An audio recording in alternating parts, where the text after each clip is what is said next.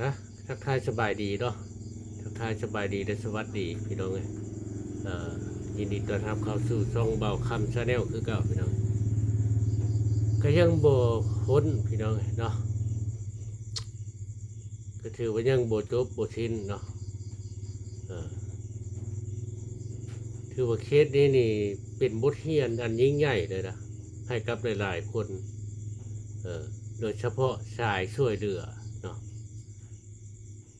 เขามาเบิ่งคลิปแล้วก็เห็นชาวบุญป้าดเจ็บหัวค่อยเจ็บหัวแทนเลยเนาะ ตอนแรกแจ้งเตือนขึ้นแจ้งเตือนขึ้นเนาะแจ้งเตือนขึ้นในช่องค่อยนั่นก็คือไปเห็นน้องเมย์เนาะน้องเมย์ขึ้นมาขอโทษเออออกมาขอโทษข้อยก็ดีใจเนาะข้อยก็ดีใจแล้วดีแล้วค่อยว่าเนาะข้อยคิดในใจค่อยว่าดีแล้วว่ะเออหนึ่งมาเขาเป็นเด็กน้อยเออถ้าเฮ็ดผิดเนาะเขาต้องรู้จักขอโทษขอขมาเนาะเพราะว่าคนที่เขาช่วยเหลือเขาก็คือกันกับพ่อกับแม่เขาผู้หนึ่งเนาะผู้ต่างอย่างกับพ่อกับแม่เออหลักๆเลยหนึ่งคือสายแห่บริโตกันบ่เป็นญาติพี่น้องแต่เขายังช่วยเหลือเนาะเขายังมีความสามารถซื้อดินให้เจ้าปลูกเขื่อนให้เจ้าเนาะแต่ถ้าว่าตามความจริงนี่ญาติพี่น้องกันแท้ๆนี่เขาก็ยังบ่เฮ็ดให้ปานนั้นเนาะแต่ว่าอันนี้สายเลือดบริโตกันเขาเฮ็ดเขาให้เนาะเฮ็ดให้ปานนั้นเนาะเขาก็นำเบิ่งหลายๆคลิปเห็นแล้วออกมาขอโทษเขาก็ดีใจเนาะทางน้องเมย์บ้านนี้มาพังคลิปทางช่องชาวบุญป๊าดค่อยเจ็บหัวเลยเนาะก็ถือว่าเป็นบทเรียนอันยิ่งใหญ่เลยพี่น้องสำหรับเขาก็ได้บทเรียนจากตัวนี้คือกันเนาะการช่วยเหลือคนต้องเบิ่งเนาะนั่นก็คือชาวบุญเจ็บหัวย้อนอย่างเจ็บหัวบ่อนที่ว่าเพื่อนหลังเดียวมันมีหลายคนช่วยเหลือเนาะมีหลายคนช่วยเหลือ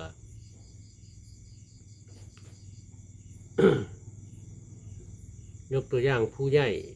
ช่วยน้ำหลังเนาะเฮ็ดเงินของเงินครัวผู้ใหญ่เฮ็ดก้อนเฮ็ดหลังเฮือนเฮ็ดตัวเฮือนใหญ่เนาะทางน้องเมย์คืนอยู่คืนให้เนาะ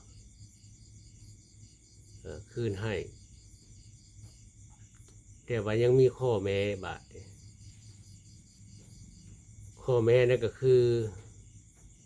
ผู้ใหญ่ที่ว่าช่วยนั้นเล่าน้ำหลังเนาะเขาขอส่วนเฮ็ดอันเฮือนครัว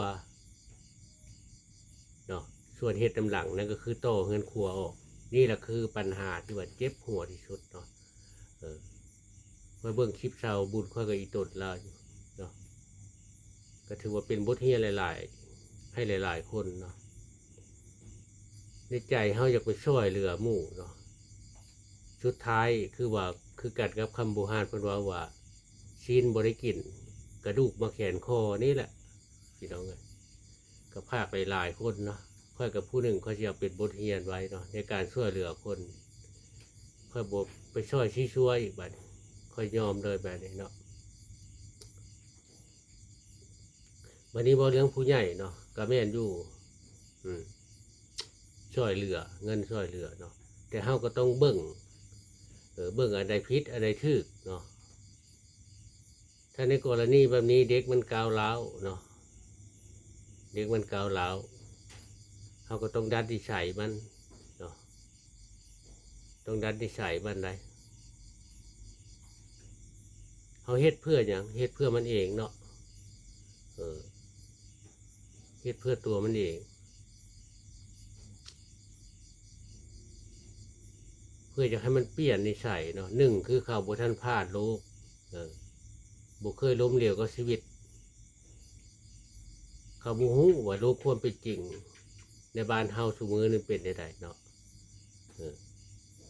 ค่อยกับผู้หนึ่งตัวชิพาค่อยบริเฮ็ดแต่ว่าคลิปสายบุญเนาะคลิปทั่วไปวิธีโชควิธีชีวิตหรือว่าสายลุยป้าค่อยก็เฮ็ดคือกันเนาะค่อยเฮ็ดหลายๆอย่างไปแต่ละบ้านแต่ละเมืองแต่ละบ่อนแต่ละที่เนาะวัยรุ่นบางคน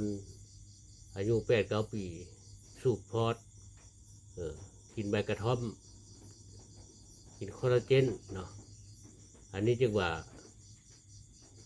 จะภาคถึงผู้ใหญ่เนาะส่วนที่ว่านั้นเราเนาะอันใดที่ว่าพิษเขาก็ว่าพิษอันใดที่ว่าทึกเขาก็ว่าทึกเนาะแต่ค่อยมาเบิ่งแต่ละคนแล้วก็มาเบิ่งเรื่องราวรายละเอียดปอดค่อยจนฮับบ่ได้เลยแต่ก่อนค่อยเว้าอยู่ตลอดว่าถ้าน้องเมลมาขอโทษแล้วก็สิจบเนาะ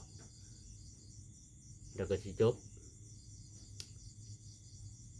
เดี๋ยวเราก็อยู่บ้านหลังนั้นต่อไปเนาะปกติ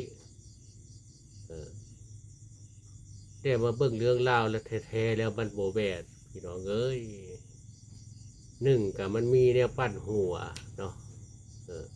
มันมีแนวปั้นหัว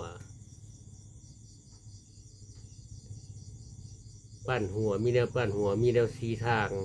มันก็เลยเจือกเลยเด็กน้อยเนาะเลยบุหูอันใดทึกอันใดควรเขาทุกข์สิตายทุกข์สิตายไปค่ายคลิปเจ้าหาควบช่วยเหลือไปให้เจ้าแต่สิ่งใดมาคือแบบนี้ยอมเลยครับแต่ก่อนเคยชื่นชมเขามาเห็นคลิปนี้ยอมเลย